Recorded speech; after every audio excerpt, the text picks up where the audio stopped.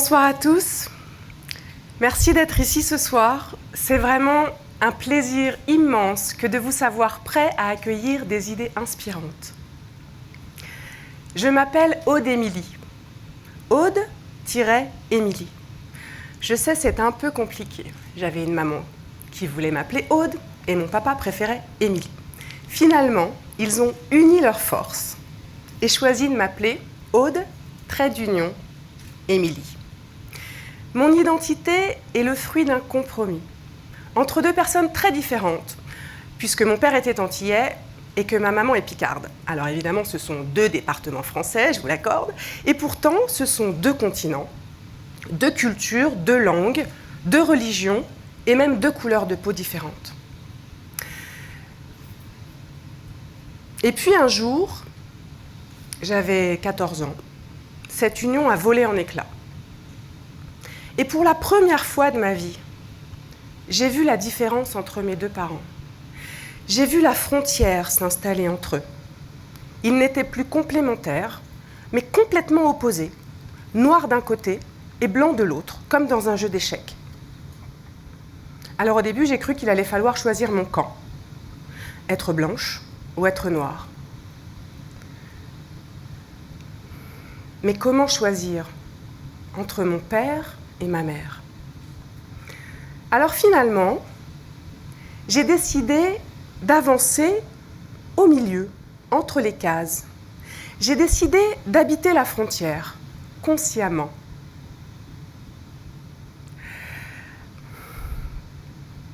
Pour moi, c'était un peu comme faire une randonnée sur un chemin de crête.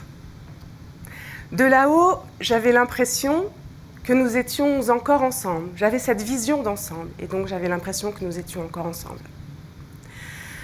Habiter la frontière, c'était très rassurant, parce que c'était une façon de ne pas prendre parti. Mais la ligne de crête, je ne sais pas si vous la voyez bien, c'est très étroit. Pour avancer, il faut être très prudent. Mettre lentement un pas, un pied devant l'autre. Et puis surtout se faire tout petit parce que sinon c'est la chute.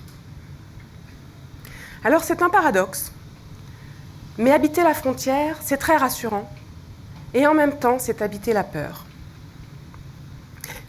Et puis un jour, à l'occasion d'un voyage à l'étranger, j'ai découvert un jeu qui s'appelle le paradoxe, justement. C'est un genre de puissance 4, où l'objectif, c'est d'aligner 4 billes de la même couleur, blanche ou noire. Le paradoxe, c'est que pour déplacer une bille blanche, par exemple, et l'aligner avec les autres, il faut impérativement qu'elle soit accompagnée d'une bille noire. L'une ne peut pas avancer sans l'autre. Et ça veut même dire que par moment, pour pouvoir déplacer l'une de vos billes, il va falloir accepter que ça puisse aussi profiter à votre adversaire.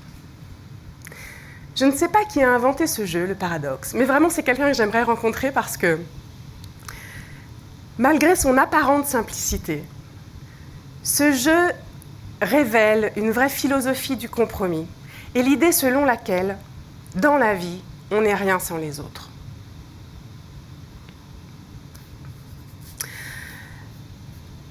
Alors, cette idée, petit à petit, a fait son chemin chez moi. Et j'ai décidé d'habiter la frontière consciemment. J'ai décidé de pratiquer, en fait, voilà, de pratiquer ce que j'appelle aujourd'hui le paradoxe de la frontière. C'est-à-dire que j'habite fièrement la frontière parce qu'elle me définit, elle me traverse littéralement, elle me fait tenir debout. Et en même temps, j'ai conscience que pour avancer, il faut que j'associe ce qu'il y a de blanc en moi et ce qu'il y a de noir en moi. Aude, trait d'union, Émilie. Et ça va plus loin, parce que habiter la frontière, c'est vivre à l'intersection, à l'endroit où tout se réunit. J'en ai pris conscience quand j'ai commencé à voyager et que j'ai eu la surprise de me sentir comme chez moi dans des pays, dans des villes aussi différentes que Toronto, Dakar, Rome, Tel Aviv ou Beyrouth. Et puis ce sentiment s'est encore renforcé Quand j'ai commencé à faire du couchsurfing, je ne sais pas si vous connaissez, le principe c'est de dormir chez l'habitant. Vous êtes accueilli chez quelqu'un qui accepte gratuitement de vous laisser dormir sur son canapé. Et il m'est même arrivé que des gens que je n'avais pas rencontrés me laissent les clés de leur maison et même de leur voiture dans la boîte aux lettres, en toute confiance. Donc si vous ne connaissez pas, je vous conseille vivement de tenter l'expérience parce que passer la petite appréhension, au début, on ne sait pas trop où on va mettre les pieds. Et puis finalement, on rencontre plein de gens différents qui vous font entrer dans leur intimité, qui vous font découvrir leurs endroits préférés, qui vont vous présenter leurs amis, leur famille même parfois, et qui finalement, le temps d'un voyage, vont vous faire sentir chez vous partout. Et peu à peu, eh bien, c'est ma famille qui s'est agrandie et qui s'est enrichie de cultures, de langues et de couleurs différentes. Et pourtant, le couchsurfing, ça n'est rien de plus qu'un bon vieux principe qu'on pratique depuis la nuit des temps et qui s'appelle l'hospitalité. Chez les Grecs de l'Antiquité, par exemple, la philoxénia, ils appelaient ça la philoxénia, l'amour de l'étranger, littéralement même l'amour de l'inconnu. Eh bien, c'était une valeur cardinale, sacrée, c'était même un devoir. Et à l'époque, on évaluait le degré de civilisation d'une société à la façon dont elle accueillait les étrangers. Dans l'Odyssée d'Homère, par exemple, Ulysse, au cours de son périple, accoste dans l'île des Phéaciens. Ils ne savent rien de lui, ils ne le connaissent pas. Et pourtant, ils l'accueillent comme un roi. Pour lui, ils organisent un banquet, ils font chanter et réciter des poèmes en son honneur. Et puis, avant de le laisser repartir, ils le couvrent littéralement de cadeaux. Voilà le modèle de civilisation que promeut Homère. Nous, on se dit les héritiers de la Grèce antique, de cette grande civilisation qui nous a légué la philosophie, la démocratie, la littérature, le théâtre. Mais qu'a-t-on fait de cet héritage ? Aujourd'hui, la philoxénie a disparu de notre vocabulaire. La xénophobia, la peur de l'étranger, elle, par contre, elle vit de beaux jours. La preuve, c'est que en moins de 30 ans, depuis la chute du mur de Berlin, 1989, on a reconstruit plus de 60 murs aux frontières. Plus de 60 murs. Et sans s'en rendre compte, on s'emmure. Parce que le paradoxe du mur, c'est qu'il protège autant qu'il emprisonne. Alors comment résister à ça ? Moi, j'appartiens à aucune association, aucun parti politique, je suis une simple citoyenne. Mais j'ai dans la tête une petite phrase que disait Stéphane Hessel et qui me tient à cœur, que je vous livre. Stéphane Hessel disait « Résister, c'est créer, et créer, c'est résister ». Alors, je fais avec ce que j'ai, je crée. C'est-à-dire que, par exemple, en ce moment, je suis en train de travailler au développement d'une expérience en réalité virtuelle, en partenariat avec Migre Europe, l'Observatoire des frontières. L'idée, c'est avec un casque sur les oreilles et sur les yeux, de s'immerger dans un monde en 3 dimensions, où on peut créer une nouvelle réalité, où on peut inventer de nouvelles règles, et notamment s'affranchir de la matérialité de la frontière, où on peut, par exemple, décider de traverser une frontière comme un passe-muraille, où on peut décider de la rendre poreuse aux échanges, on peut décider de l'effacer comme une rature sur une page blanche.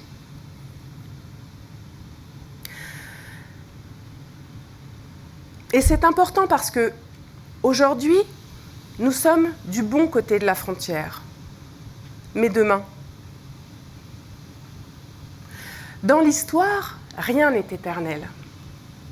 Ce qui fait notre réalité aujourd'hui, nos pays, nos identités, nos frontières, en fait, tout ça n'a jamais cessé d'évoluer. Jamais. Et c'est tant mieux parce que la vie, c'est le mouvement. C'est un fait constant dans l'histoire de l'humanité. L'homme s'est toujours déplacé. Toujours. C'est dans sa nature que d'être curieux, que d'avoir envie de voir ce qui se cache derrière cette montagne, au-delà de cette mer, malgré les dangers. Et c'est comme ça que peu à peu, nous avons peuplé l'intégralité de la planète, que les sociétés sont nées, que les cultures ont évolué, à coups de vagues migratoires successives et ininterrompues. Le slogan des conférences TED, je ne sais pas s'il est ici d'ailleurs, je vous le remets en tête, c'est « Ideas worth spreading ». But people are worth spreading too. Il n'y a pas que les bonnes idées qui méritent d'être propagées et qui changent le monde. Il y a aussi les gens qui les portent. Alors moi, en 2012, j'ai proposé à France Culture une émission radio sur l'histoire des migrations internationales. J'ai décidé d'appeler cette émission « Les hommes aux semelles de vent ».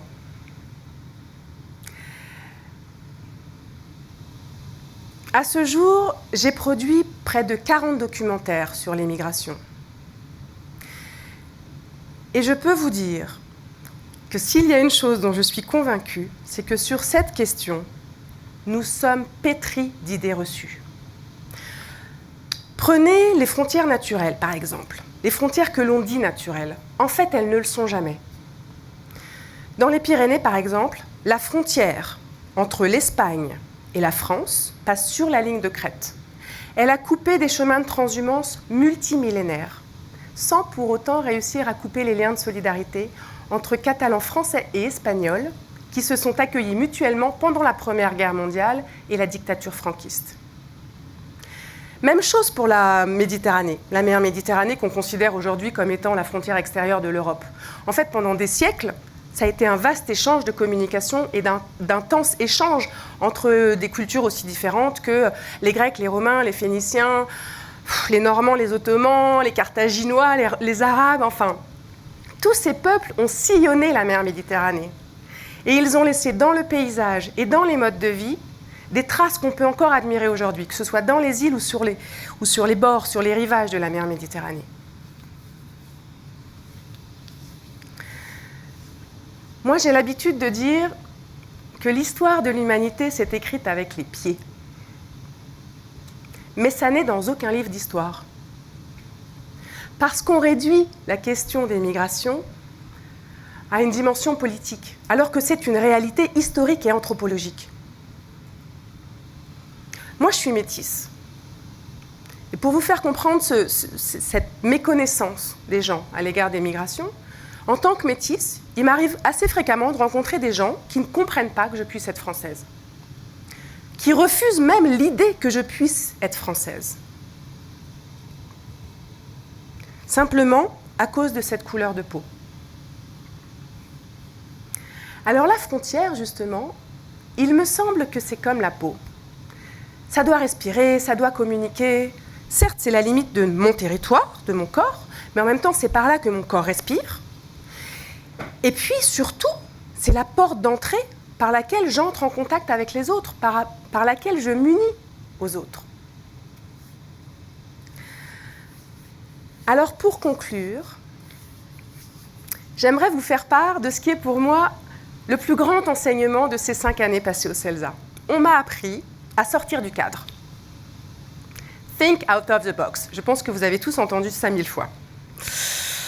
Eh bien, je pense qu'on peut changer de paradigme, qu'on peut faire évoluer nos représentations sur la frontière, qu'on peut la voir comme un trait d'union, et que même si on veut, on peut rajouter des petites flèches au bout pour en faire des vecteurs, des connecteurs avec l'extérieur, avec les autres. C'est ce que fait par exemple le célèbre street artiste Banksy, qui vient d'ouvrir en Cisjordanie un hôtel face au mur de séparation entre Israéliens et Palestiniens. Il y accueille des gens qui viennent du monde entier pour se confronter à la réalité du terrain, au-delà de tout ce qu'on peut entendre dans les médias sur le conflit israélo-palestinien. Et Banksy les invite à s'exprimer sur le mur de séparation. Il les invite à investir cet espace, à le rendre vivant, à le faire vivre. Parce que la frontière, ça n'est pas un no man's land. Je le sais, j'y habite. Alors il ne tient qu'à nous de faire des frontières des lieux d'échange, de communication, de rencontres, de dialogue. Parce que ce qui fait notre humanité, c'est justement notre capacité à nous relier aux autres, à être des traits d'union. Je vous remercie.